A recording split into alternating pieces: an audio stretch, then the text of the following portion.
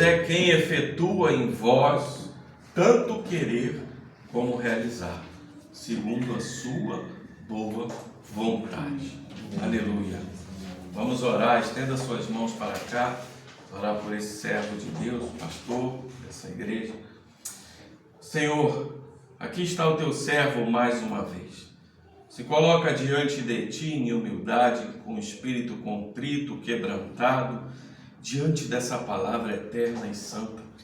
O teu servo se preparou, o teu servo se colocou diante de ti, te pediu auxílio e socorro para pregar para a tua glória.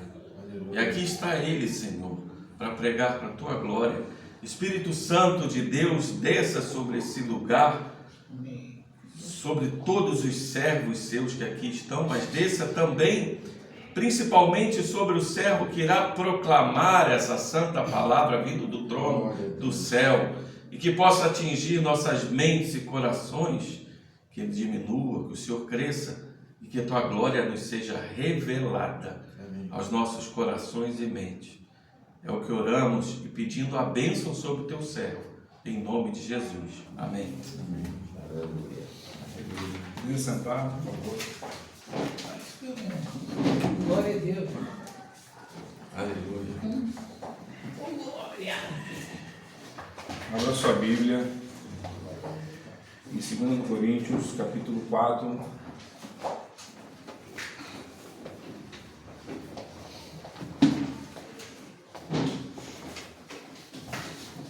Versículo 7 em diante. Amém?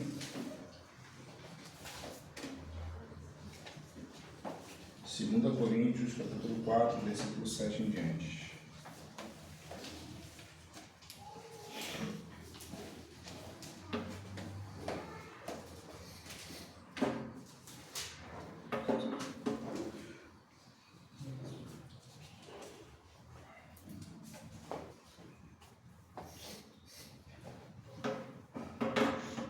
Diz assim a palavra do bom mestre: temos, porém, este tesouro em vasos de barro, para que a excelência do poder seja de Deus e não de nós. Em tudo somos atribulados, porém não angustiados, perplexos, porém não desanimados, perseguidos, porém não desamparados, abatidos, porém não destruídos. Eu vou seguir em diante, levando sempre no corpo o morrer de Jesus, para que também a sua vida se manifeste em nosso corpo. Porque nós que vivemos somos sempre entregues à morte por causa de Jesus, para que também a vida de Jesus se manifeste em nossa carne mortal. De modo que em nós opere a morte, mas em vós a vida. Tendo, porém, o mesmo espírito da fé, como está escrito, eu criei, por isso é que falei. Também nós cremos, por isso também falamos, sabendo que aquele que ressuscitou o Senhor Jesus também nos ressuscitará com Jesus e nos apresentará convosco. Porque todas as coisas existem por amor de vós, para que a graça multiplicando-se, torne abundantes as ações de graças por meio de muitos, para a glória de Deus Pai. Amém. Até aí somente. Aleluia. Deus seja louvado. Amém. Eu estava, sexta-feira eu fui para Resende fazer uma visita no hospital e voltando, eu fiz alguns questionamentos para comigo mesmo, não para com o alheio, mas eu como vaso me questionando. E aí eu falava comigo e depois eu fui e falei com Deus: o Senhor me conhece. O Senhor conhece o meu deitar, o meu levantar. O Senhor me guarda mesmo quando eu estou dormindo. Mas e eu? O quanto eu te conheço? O quanto nós conhecemos como vaso o oleiro. Há uma necessidade em nossas vidas de observarmos a mensagem do Evangelho, mesmo nós sendo um barro. Então esse versículo 7 que lemos mostra um contraste duplo. Primeiro, o tesouro da luz do Evangelho, que está no versículo 6,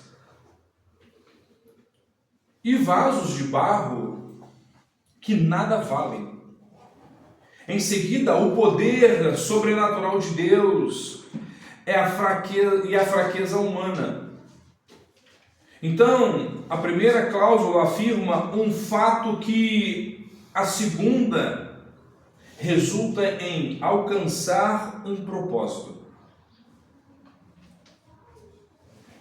E temos este tesouro em vasos de barro. A expressão "e temos" não se refere somente a Paulo, mas a todos os que receberam e que possuem a boa nova do Evangelho da Salvação. Então, esse tesouro consiste na mensagem do Evangelho. Simplesmente na mensagem do Evangelho que recebemos do Senhor Jesus Cristo. Paulo nos diz que esta mensagem é uma dádiva inestimável, que levamos conosco em vasos de barro. Ele emprega uma ilustração da vida diária. Então ele fala de vasos de barro que continham tudo, desde riqueza até coisas sem valor algum, desde alimentos até líquidos. Por serem feitos de barro, então você vê os jarros, então você vê os potes e as vasilhas, os vasos estavam sujeitos ao que? A se quebrar. E é por isso que costumavam, ou melhor, e é por isso que eles custavam um valor muito pouco, um valor muito baixo. E logo que o vaso era tão de pequeno valor, logo ele era descartado.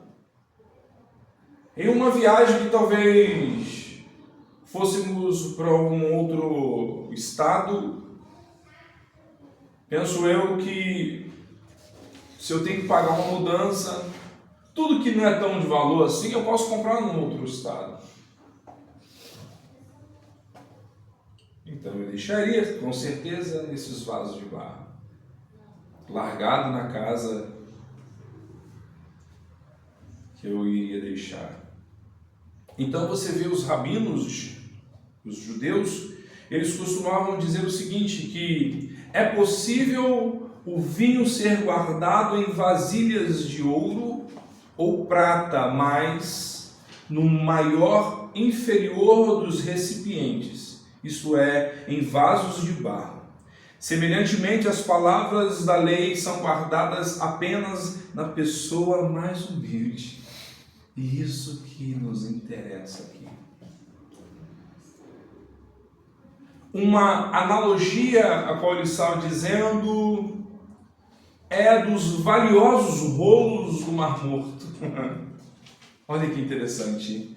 Que ficaram armazenados por mais de 2 milênios em vasos de barro comuns, que estavam se desmanchando enquanto os rolos permaneciam intactos. É onde que Deus quer nos levar aqui nesta mensagem.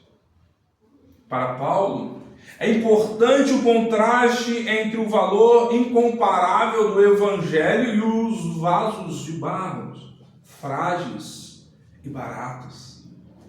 Paulo dá mais ênfase no tesouro do que nos vasos frágeis. Essa é a mensagem do Evangelho.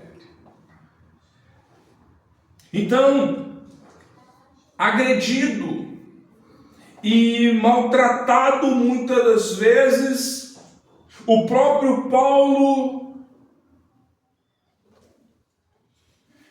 ele passa por alguns momentos delicados. O corpo de Paulo era a prova viva de sua fragilidade e iminente mortalidade. Por isso, Paulo usa o exemplo dos vasos de barro para ilustrar o corpo e a mente dos seres humanos. Ele próprio chama a atenção para o oleiro que fabrica vasos para fins nobres e para fins comuns. E Jesus descreve Paulo como um vaso escolhido. Aleluia. Para levar o nome de Jesus perante os gentios, perante os reis e filhos de Israel. Você vai ver isso lá em Atos, capítulo 9, versículo 15. Para que o poder extraordinário possa ser de Deus e não de nós. Nós mantemos o Evangelho como se fosse em potes de barro para demonstrar o poder fenomenal de Deus, para que todos possam ver que não somos nós, e sim Deus, que é a fonte de estarmos aqui de pé, mesmo sendo vasos, muitas das vezes manchados, quebrados, rachados. É o que vamos ver nessa manhã. Deus te trouxe aqui, Deus nos trouxe aqui para demonstrar qual é o nosso lugar. Em algumas ocasiões, a Bíblia nos apresenta como vasos e Deus como oleiro. A palavra do Senhor que veio a Jeremias dizendo: levanta-te e desce à casa do oleiro, e lá te farei ouvir as minhas palavras. E desci à casa do oleiro. E eis que ele estava fazendo a sua obra sobre as rodas, como o vaso que ele fazia de barro. Quebrou-se na mão do oleiro, tornou a fazer dele outro vaso, conforme o que pareceu bem aos olhos do oleiro fazer. Jeremias, capítulo 18, versículo 1 ao 4. Mas agora, Isaías, capítulo 64, versículo 8, vai dizer: o Senhor, ó Senhor, Tu és o nosso Pai, nós, o barro, e Tu, o nosso oleiro, e todos nós, a obra das Tuas mãos. Aleluia. Isaías está desafiando o povo de Israel a compreender que Deus, como olheiro, nos pega e nos faz como Ele quer. Aleluia. Aqui vimos que Ele não apenas faz, Ele refaz. Ele não apenas refaz, mas também Ele pisa. Ele não somente pisa, mas Ele amassa. Ele não somente amassa, mas Ele modela. Ele não somente modela, mas também Ele torce o barro. Ele não torce somente, Ele contorce, Ele distorce, Ele lixa, Ele leva ao fogo, Ele tira do fogo, Ele bate na borda do vaso para ver se ele está pronto, para ver se ele está firme. E aí, quando ele estiver firme, coloca para secar. Olha que incrível. Ele acaba ajustando, dando acabamento, e assim vai, como o oleiro quiser fazer com o vaso. Deus é assim conosco. Tudo isso para ficar no formato que Deus quer, no formato que o oleiro quer que fique o vaso. E tem um detalhe muito legal, em Isaías, capítulo 45, versículo 9 a 11, que diz: ai daquele que discute com o seu Criador, sendo um simples caco, entre outros cacos de barro. Será que o barro pergunta ao oleiro: o que você está fazendo? Ou diz: este seu vaso não tem alça. Ai daquele que diz ao seu pai: por que você gerou? e a sua mãe, porque você deu à luz. Assim diz o Senhor, o Santo de Israel, que formou o seu povo. Por acaso vocês querem saber as coisas futuras? Querem dar ordens a respeito de meus filhos e a respeito das obras das minhas mãos? Meus irmãos, eu preciso falar algo hoje aqui. Nós precisamos entender e parar de questionar o olheiro. Nós, como somos vasos. Essa é a palavra do Senhor para as nossas vidas nesta manhã. Nós somos o vaso e Deus é o olheiro. Ou seja, isso significa que estamos sujeitos a trincas da vida, às rachaduras da vida, a momentos desfavoráveis, às diversidades. E muitas das vezes o vaso trinca no processo de translado, saindo da olaria para a vitrine. Até mesmo dentro da olaria, no manuseio do oleiro, onde o vaso pode vir a trincar, a rachar, até mesmo quebrar. Às vezes você até compra um vaso lindo e maravilhoso, mas quando você chega em casa, você vê que o seu vaso trincou. Aí você tem, ou então é gerada uma dúvida na tua mente, na tua cabeça, porque você não sabe se essa trinca você não percebeu quando comprou, ou então se essa trinca se deu no manuseio, na ida para tua casa, ou então quando chegou na tua casa. Meu Deus.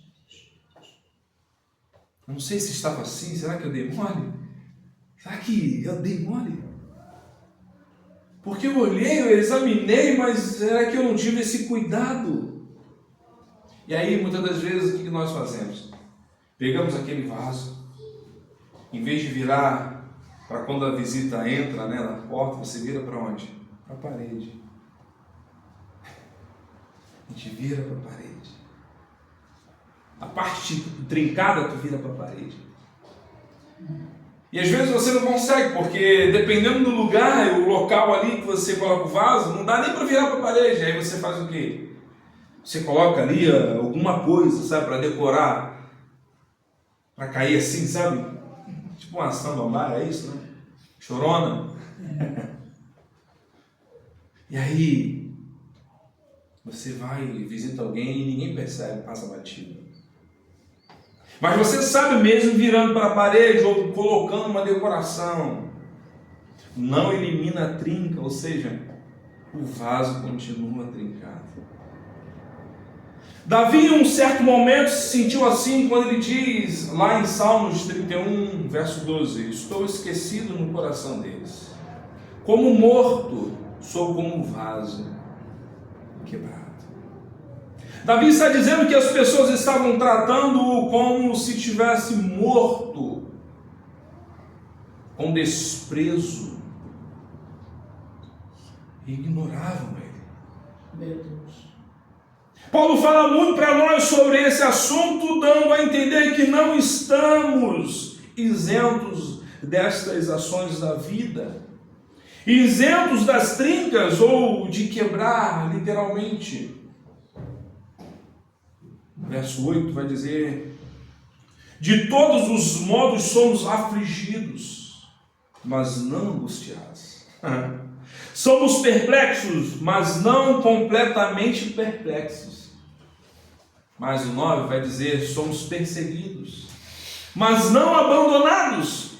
Somos abatidos, mas não destruídos. Esse versículo ecoa uma passagem anterior na qual Paulo descreve a dificuldade pelas quais ele estava passando. Ou que passa. Até agora, sofremos fome, sede, falta de roupa. Fomos espancados, ficamos sem teto. Trabalhamos com as nossas próprias mãos quando somos desprezados e abençoamos quando perseguidos.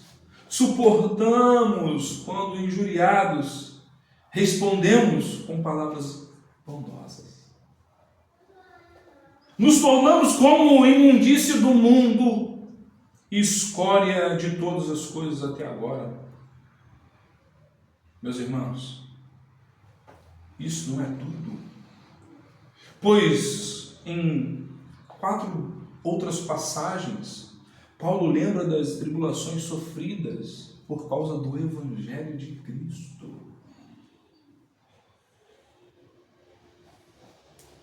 Olha o que Paulo vai dizer em 2 Coríntios capítulo 1, versículo 8. Porque não queremos, irmãos, que vocês fiquem sem saber que tipo de tribulação nos sobreveio na província da Ásia. Foi algo acima das nossas forças e a ponto de perdermos a esperança até da própria vida.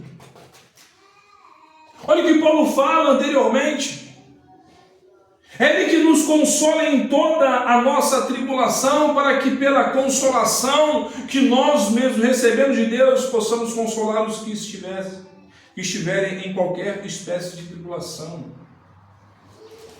Para que assim como transbordam sobre nós o sofrimento de Cristo, assim também por meio de Cristo transborda o nosso consolo. 2 Coríntios capítulo 1, versículo 4 ao 5, Paulo vai dizer. Então, meus irmãos, tem momentos em nossas vidas que somos levados ao mais profundo abismo.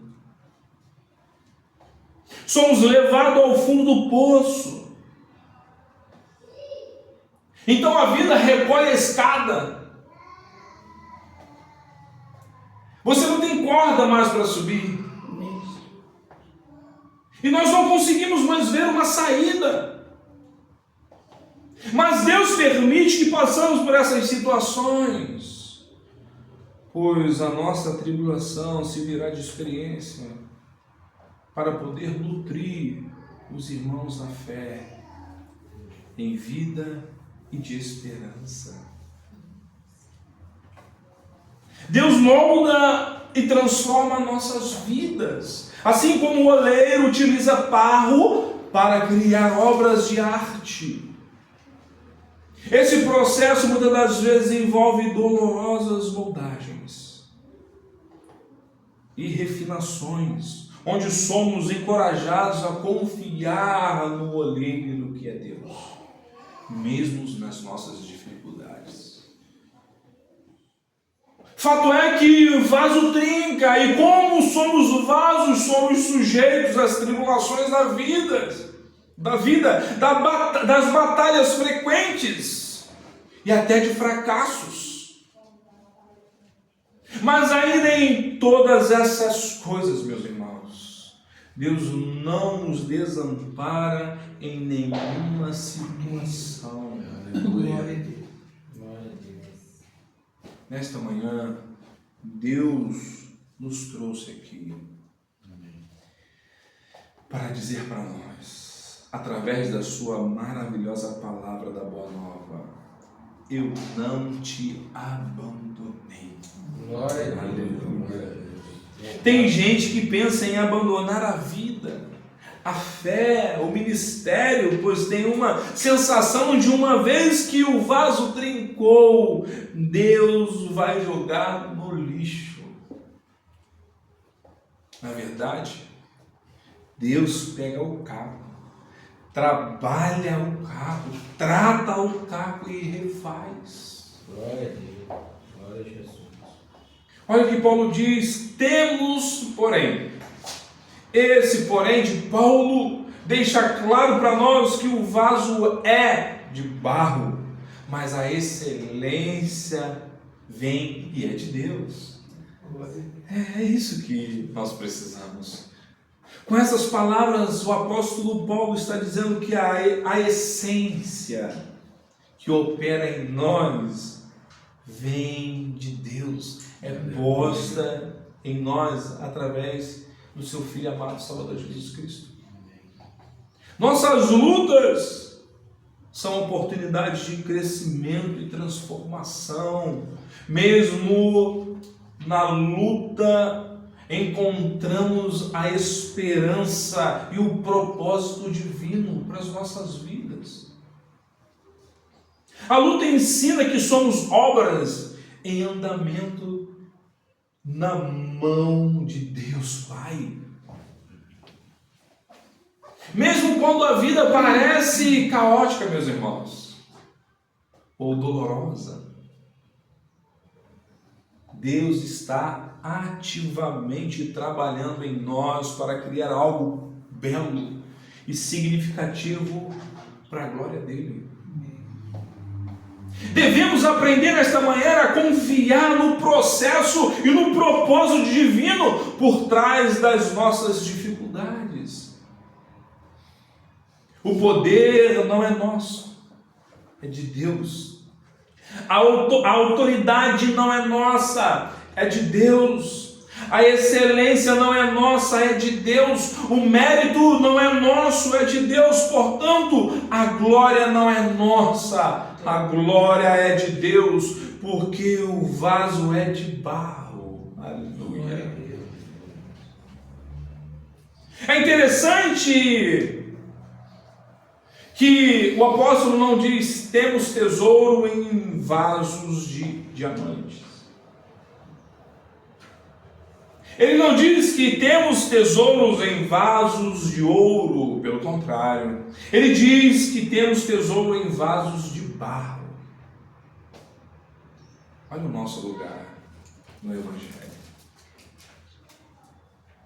Por que isso? O mesmo Paulo, escrevendo para a igreja de Corinto, pelo contrário, ele vai dizer, pelo contrário, Deus escolheu as coisas loucas do mundo para envergonhar os sábios, e escolheu as coisas fracas do mundo para envergonhar as fortes. E Deus escolheu as coisas humildes do mundo e as desprezadas, e aquelas que não são, para reduzir a nada as que são, a fim de que ninguém se glorie na presença de Deus. Aleluia. 1 Coríntios, capítulo 1, versículo 27 ao 29. Não é heresia dizer que Deus não escolhe os melhores. Deus escolhe aqueles a quem Ele quer escolher. E se alguém reclamar, Deus vai dizer assim: eu sou o oleiro. Aleluia. E sei qual barro que serve para o meu propósito, para a construção do vaso. Alguém lembra de Êxodo, capítulo 25, versículo 10 a 11?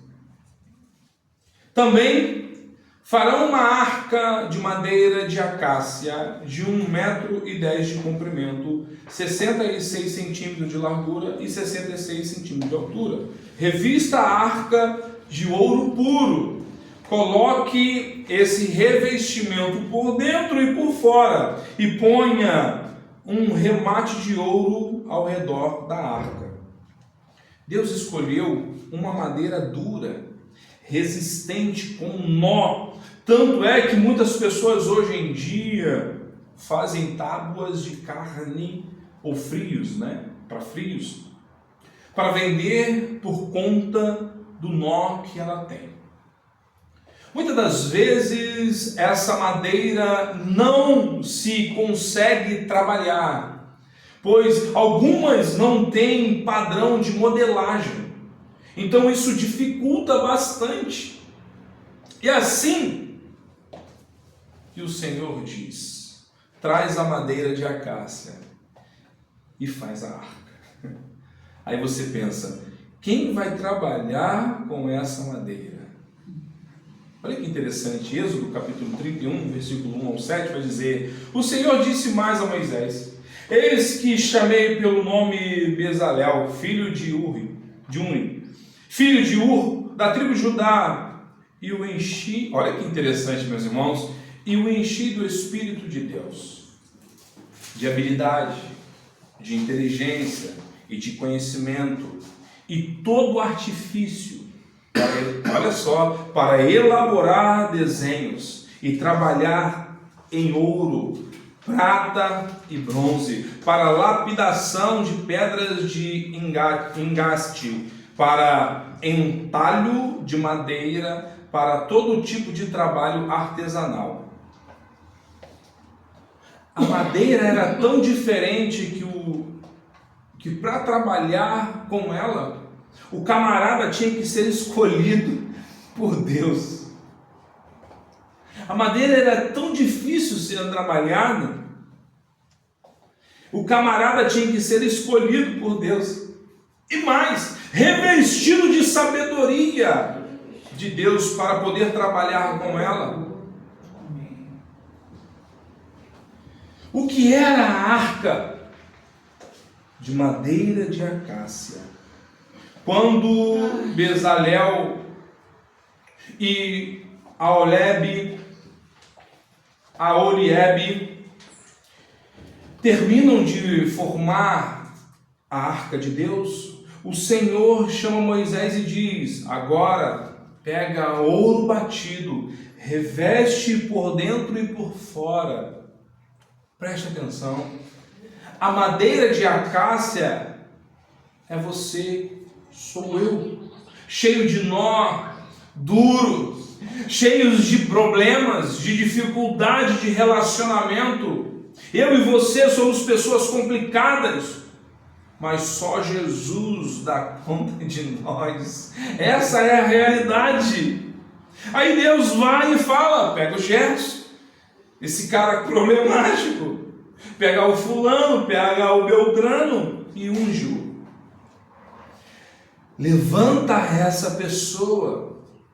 E alguém diz assim: Senhor, ele não presta. Ele é muito empenado. Como o Senhor vai trabalhar na vida daquele homem? O Asaf canta muito, né? Havia um homenzinho torto que morava numa casa torta. Entende?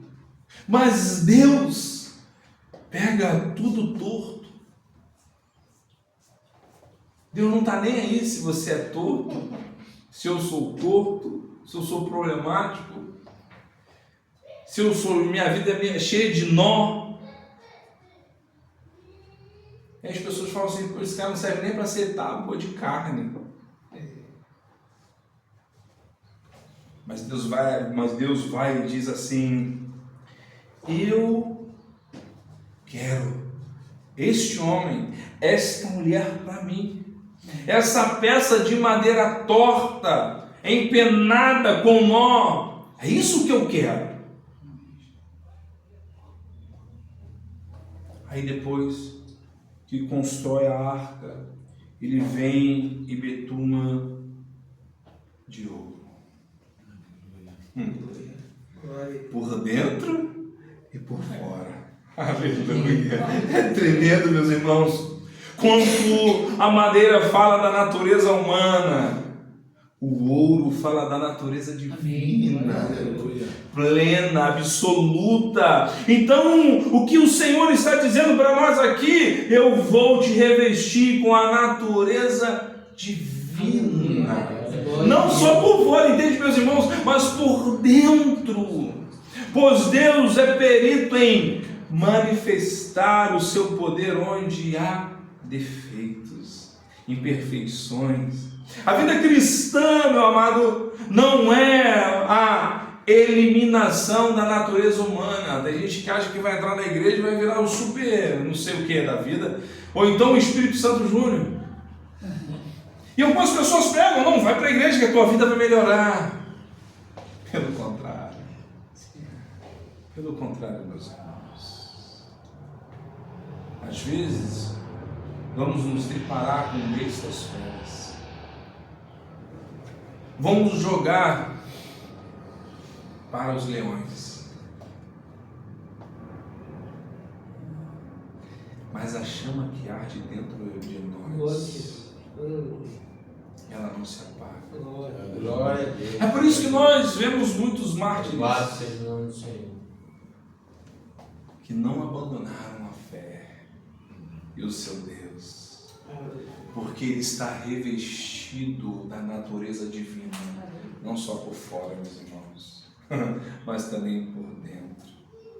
Essa é a natureza que nós precisamos, mesmo tendo defeito, meus irmãos, imperfeições. nós temos uma natureza humana também. A vida cristã trata do processo de transformação da natureza humana para a experiência de restauração da natureza de Deus e divina. Essa é a experiência que todos nós, como vaso, nós precisamos passar. Algumas pessoas têm a impressão de que a igreja é um encontro de anjos. De anjos. Mas pelo contrário. Igreja é um lugar onde vasos de barros se unem diante do olheiro para prestar culto racional, para adorar a Deus. Igreja é a oficina, igreja é o hospital, igreja é a casa de recuperação, igreja é a casa de restauração, igreja é a casa de oração, igreja. Quem não entendeu o que é igreja, não recebeu ainda a natureza divina, não entendeu o seu papel na olaria. Igreja é a olaria de Deus, é onde Deus está tratando comigo e contigo. Essa é a realidade. Queridos, todo vaso antes de qualquer processo é escolhido. Todo vaso é escolhido a dedo. Então, tem alguns estudos, dizem que, alguns geólogos, eles dizem que existem mais de 200 tipos de barro no planeta. Mas apenas entre 6 e 8 servem para fazer um vaso. Então Deus não pega qualquer barro para fazer um vaso. Ele escolhe. Jeremias capítulo 1, versículo 5 vai dizer: antes, aleluia, de formá-lo no ventre, eu o escolhi. Antes de você nascer, eu o separei e o designei profeta às nações. João capítulo 15, versículo 16 vai dizer: vocês não me escolheram, mas eu os escolhi para irem e darem fruto. Olha que coisa linda, meus irmãos. Nós somos privilegiados e é isso que nós devemos agarrar. Aí você diz: pode assim Deus escolher? Pode o barro e dele sair alguma coisa para falar de um olheiro tão poderoso? Pode então o barro entrar na olaria e reclamar com o oleiro? Pode o vaso sair correndo das mãos do oleiro? Não tem como, meus irmãos.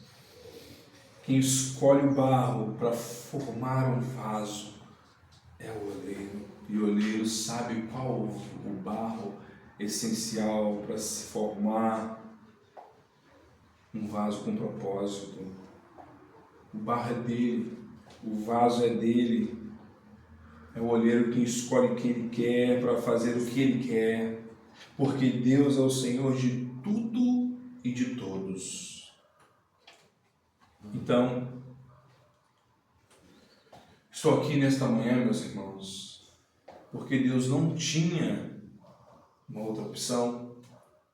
A gente acha que Deus ele vai olhar e falar assim: esse cara não quer, e o cara bate o pé, não, e eu não posso entrar na oração dele, só se ele abrir o coração para mim. Deus não tinha opção. Ele tem.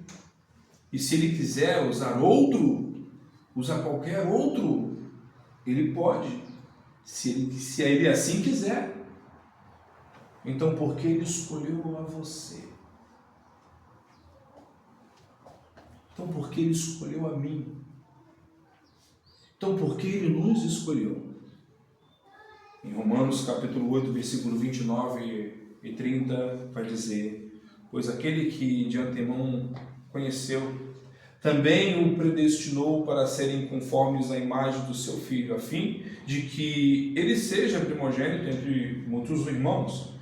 E os que predestinou também chamou, e os que chamou também justificou, aos que justificou também glorificou. Quantos filhos de Jessé tinha? Quando Deus resolveu escolher Davi. Inclusive, alguns deles estavam no exército de Israel, mas Deus vai lá e escolhe Davi. E alguém pode até achar ruim. Como eu uma vez estava orando, eu falei assim, poxa Deus, por que você não escolheu o Brasil e foi escolher lá Israel? Não poderia ser a nossa nação? Como nação, a princípio, poderia. Mas por Deus escolheu Israel, porque Ele é o olheiro, é Ele que faz. Deus vai e fala assim, vocês são meus.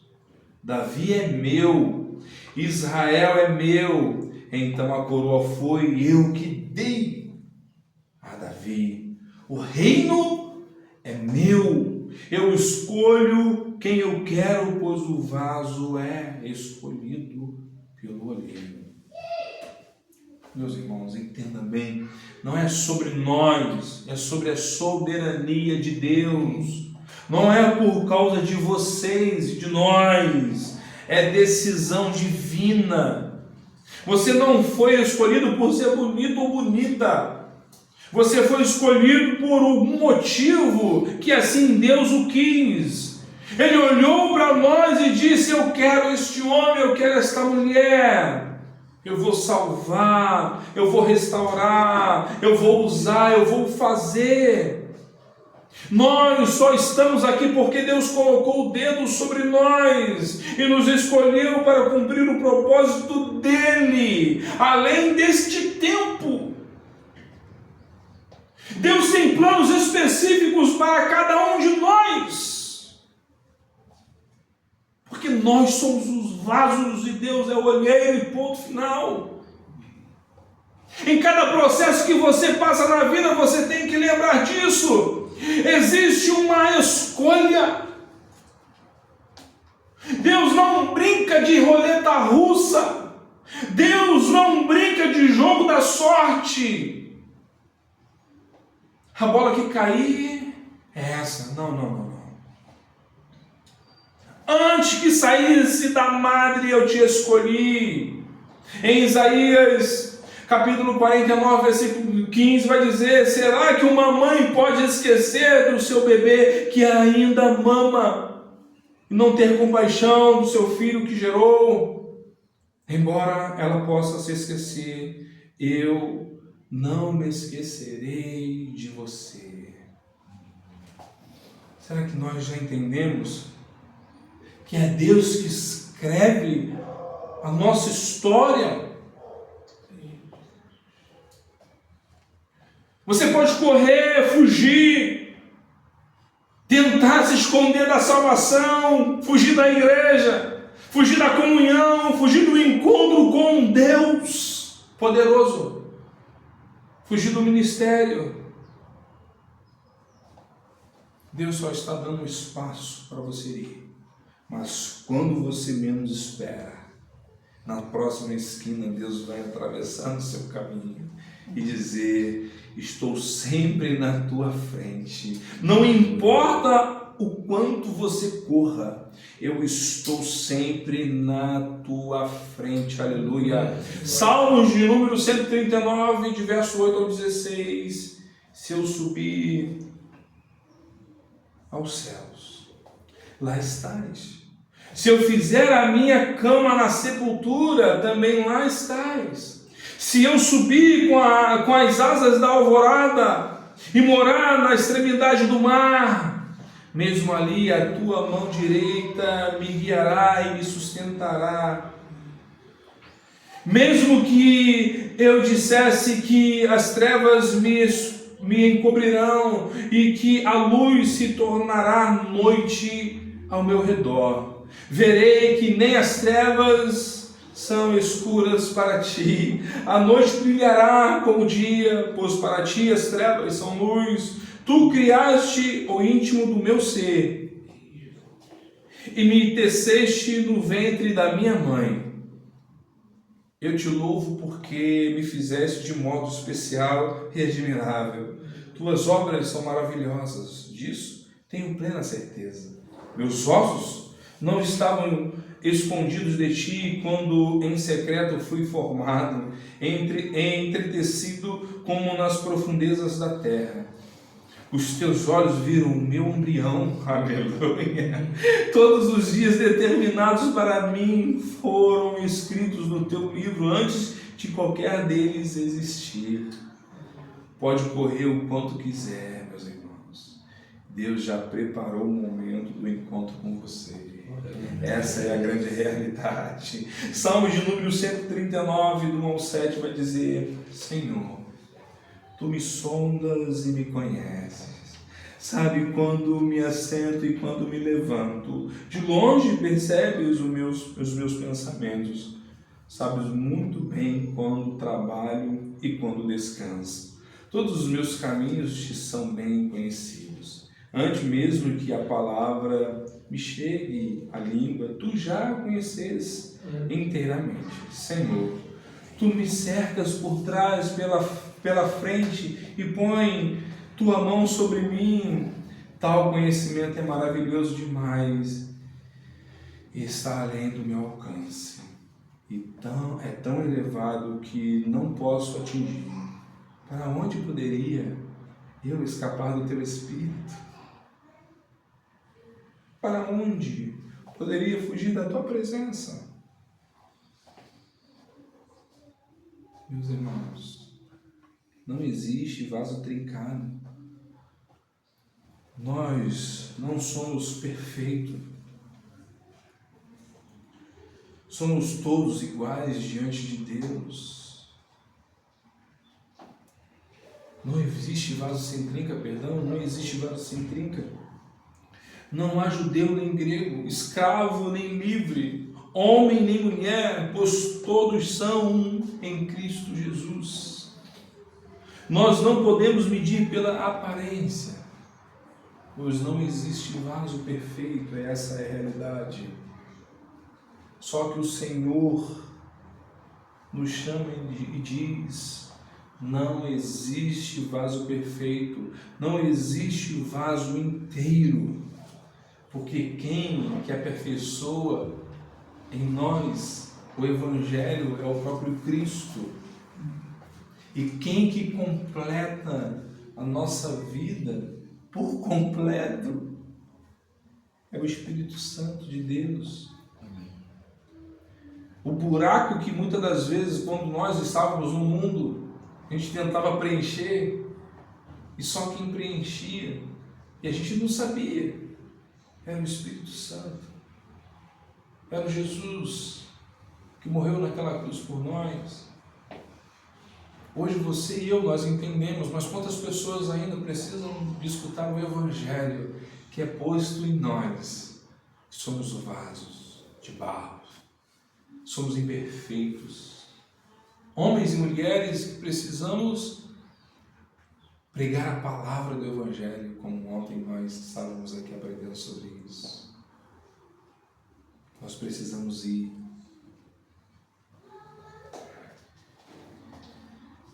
O corpo não é composto de um só membro, mas de muitos. Se o pé disser, por que não sou mão? Não pertenço ao corpo. Nem por isso deixe de fazer parte do corpo. Você vai ver isso lá em 1 Coríntios, capítulo 12, versículo 14 ao 22. E se o ouvido disser, porque não sou olho, não pertenço ao corpo, nem por isso deixe de fazer parte do corpo. Se todo o corpo fosse olho, onde estaria a audição? Se todo o corpo fosse ouvido, onde estaria o olfato? De fato, Deus dispôs cada um dos membros no corpo segundo a sua vontade. Se todos fossem um só membro, onde estaria o corpo? Assim há muitos membros, mas um só corpo. O olho não pode dizer à mão, não preciso de você, nem a cabeça pode dizer aos pés, não preciso de vocês. Pelo contrário, os membros do corpo que parecem mais fracos são indispensáveis. Você nem lembra que tem um dedinho mindinho. Você só lembra quando você bate na quina de algum lugar. Mas esse dedo serve para fornecer equilíbrio e propulsão e impulso. Segundo alguns especialistas, nosso pé toca ao solo primeiro com a parte do mindinho e depois com os demais, até chegar ao dedão. Essa biomecânica é importante não apenas para garantir que não iremos cair, mas também para darmos o próximo passo. Olha que coisa linda. O menor dentro do Evangelho sempre vai ser usado para darmos o próximo passo.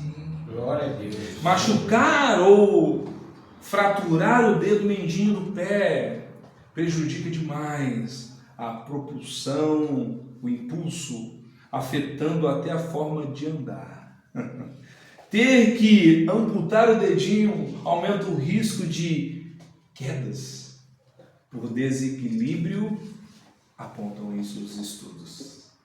Olha como é que pode, meus irmãos. Nós precisamos da humildade do Evangelho em nossas vidas e através dessa humildade, nos fazendo de servos, que vamos alcançar essas almas que estão aflitas lá fora, que estão com cacos no chão, e através do Evangelho que foi posto em vasos de barro, que somos nós, o oleiro, através de nós, na sua poderosa mão, vai nos levar a esses cacos. E ao pregar o Evangelho, a palavra do Senhor, e esses cacos se tornarão novamente na mão do oleiro, como um vaso.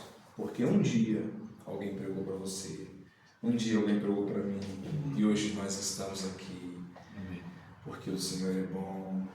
E é por isso que precisamos entender que o fato de o vaso que está do meu lado, que está do seu lado, ter trinca ou quebrado, não significa que eu não preciso dele ou dela. Mas Deus, Ele nos chamou para abraçar esse vaso que está ao seu lado, para andarmos juntos e assim Jesus, como cabeça da igreja, direcionar as boas novas e o nosso caminhar na presença desse Deus maravilhoso. Quando você menos espera, esse vaso lhe estende a mão, esse vaso lhe impulsiona. Que bom se a igreja entender isso nesta manhã, e se nós entendermos isso, o jardineiro está aqui. Ele não deixa o vaso de lado. Ele pega o vaso rachado e enche, porque pelo caminho, através deste vaso, muitas plantas serão regadas. Que Deus possa nos abençoar. Que Deus possa continuar falando com a igreja dele neste século. Porque a excelência é de Deus. E nós somos meros vasos, rachados e muitas das vezes trincados, né? Quebrados. Às vezes estamos precisando de uma lixa, né? E aí vem lá o oleiro com toda a paciência conosco. E é assim que nós devemos ter as almas que estão lá fora. Hoje nós somos escolhidos, mas um dia nós estávamos lá, paradinho na vitrine.